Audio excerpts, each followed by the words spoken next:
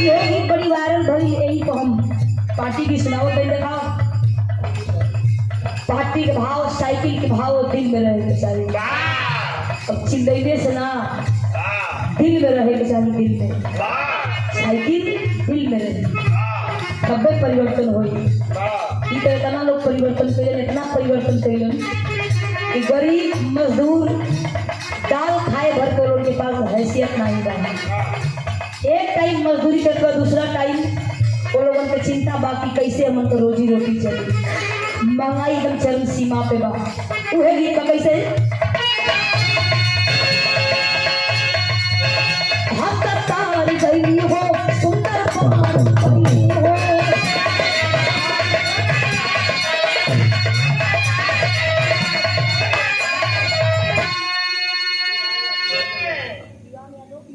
सम्मानित आदरणीय आप श्री तिवारी यादव जी और मैनेजर यादव जी आप लोगों की ओर से सम्मानित किया गया बहुत बहुत धन्यवाद चरणों में कोटि कोटि नमन आप लोगों के लिए नमस्ते प्रणाम कैसे हम तार गई हो सुंदर बार गई हो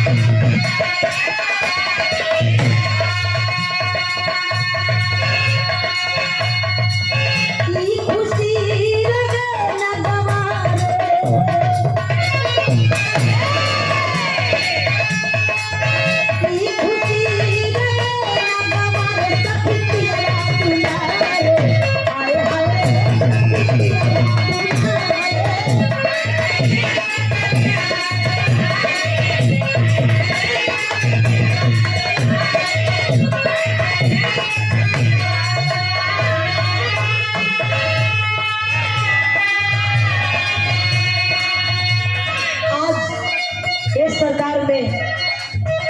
नया सेफ्टी वाली न बेटी भविष्य सेफ्टी वाली सब कोई खतरे में बा अब तो जितना सरकारी अमानत रहे जवन सब बेचा गई पहले सही रहे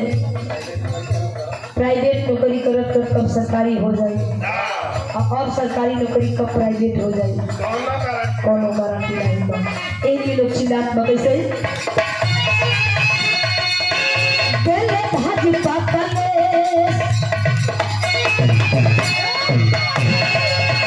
बेले भाजी पाकले फसल खतरा में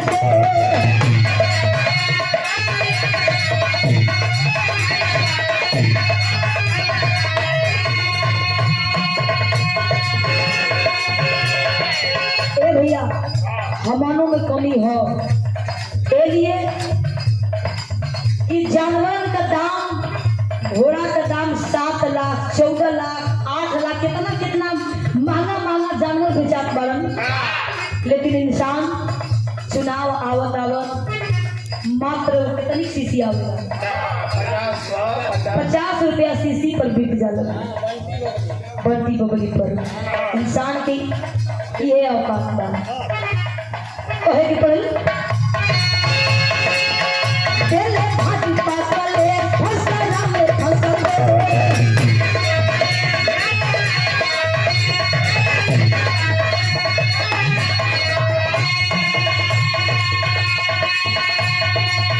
तू बच्चा हो मजेदार नहीं है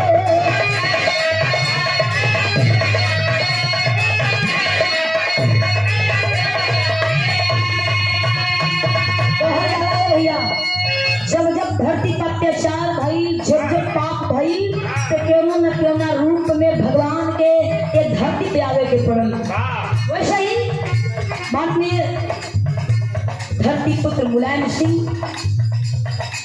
उन से एकदम काटे लड़ाई भई पार नहीं पौले। अब तक में लाडला जेके कन्हैया जी का अवतार कौन गई बा माननीय राष्ट्रीय अध्यक्ष अखिलेश यादव जी भेजले बाड़न तो कहे के पड़ल देले भाजी पाकलेश देले भाजी पाकलेश फसल खतरा में दे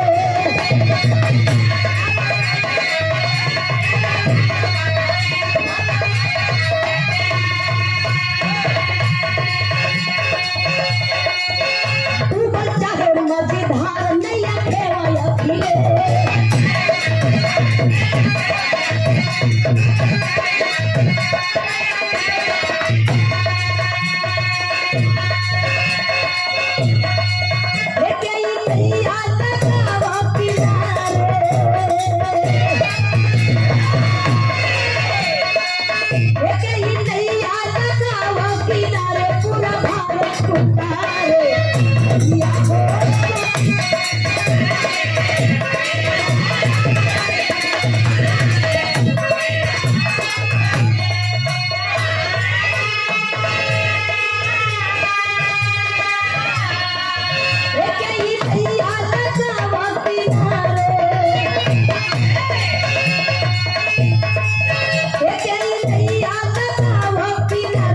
पूरा भारत उतारे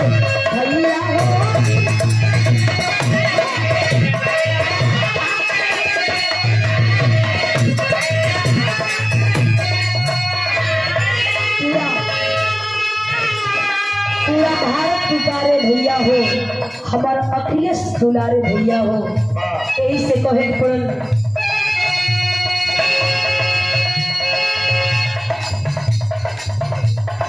उठाता आवाज गोगर दिल से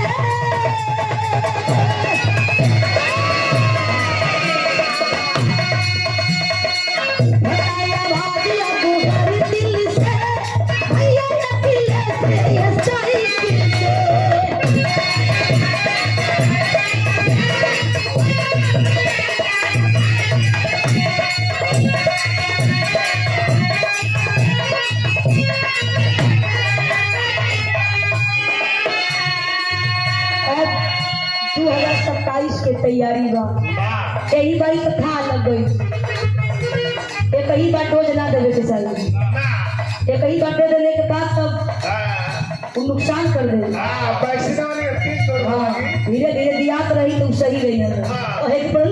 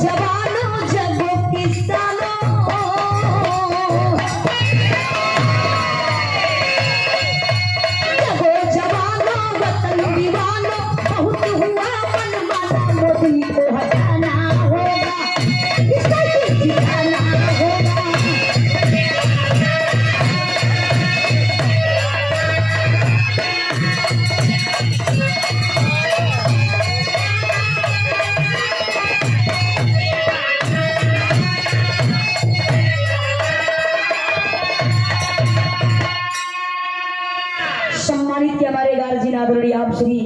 तूफान यादव जी, आप पिताजी की ओर से ये आशीर्वाद मिला है। चरणों में कोटि कोटि नमन, आप फूल बड़ी के नमस्ते प्रणाम। जी हाँ, मेरा है शाही ये सरकार में अच्छा ये तनी सा कहेंगे कि निकली तो मीडिया वाले जोन बारन देश के हर कोने कोने में पहुंचा दी है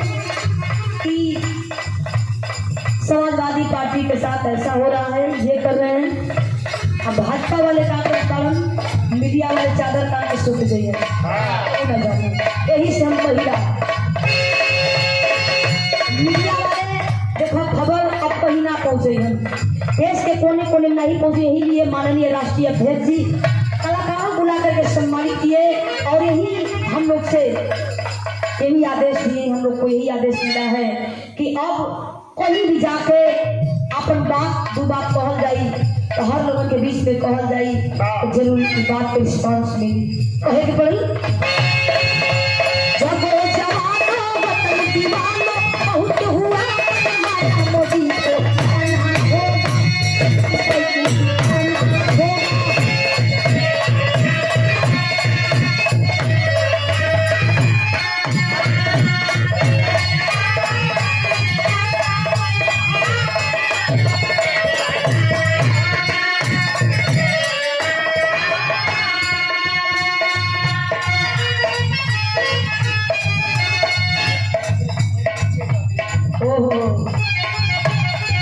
कितना एकता है इस पीढ़ी में। अब ये देखा लगन कहे के पड़ल हिंदू मुसलमान सब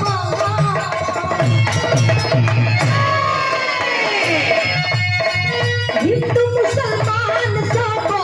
करेला लड़ैया लड़ैया जितिए पिटिए तो अखिलेश भैया लड़ैया जितिए।